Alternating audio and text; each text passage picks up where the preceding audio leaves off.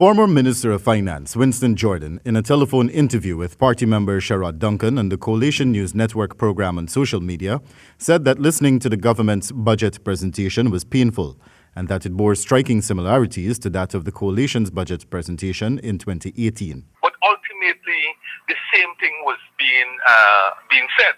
In areas after areas, as you listen, all you needed to do is to go back to our budget speech and read the relevant section.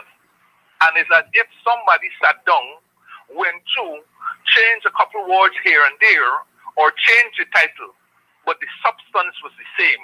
The minister also noted that with the pandemic surrounding the country and creating hardships for citizens, it would have been expected that an entire section of the budget would have been dedicated to that. In this short period that remains for the year, but more or less COVID for most of this year, one expected an entire section to be devoted to COVID.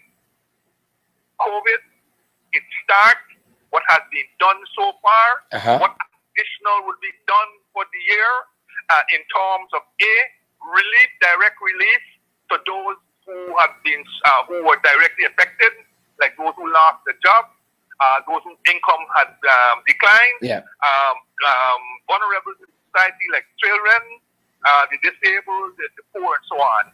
Then businesses, especially small businesses. Then a program for post-COVID to stimulate businesses, households, and so on, post-COVID, to get them back out there.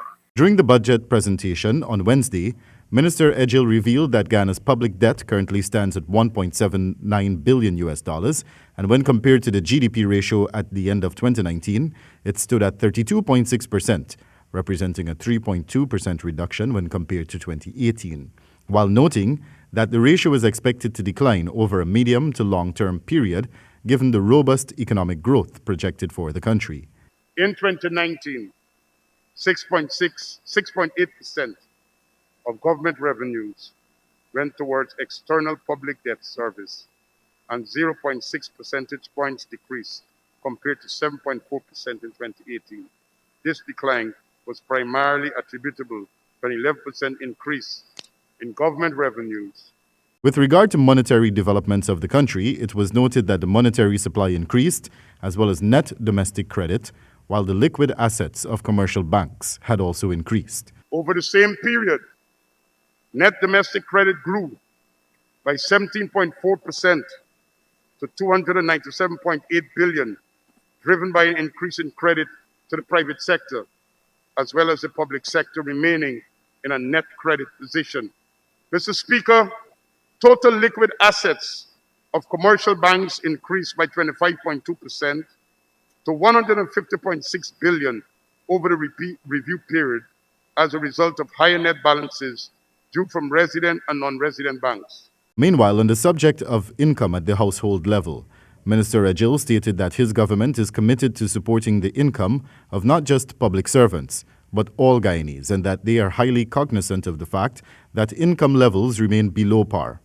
The current public and private sector minimum wages are inadequate to allow the average person a due level of independence at a reasonable standard of living. This situation is further complicated with the onset of COVID-19, the minister noted. To this end, Minister Ejil stated that his government sought to provide some immediate relief by making available a $25,000 unconditional cash transfer to households, which is intended to supplement household income in this time of economic downturn, which for many has resulted in reduced working hours and take-home pay. Wendell Badrie for the HGP Nightly News.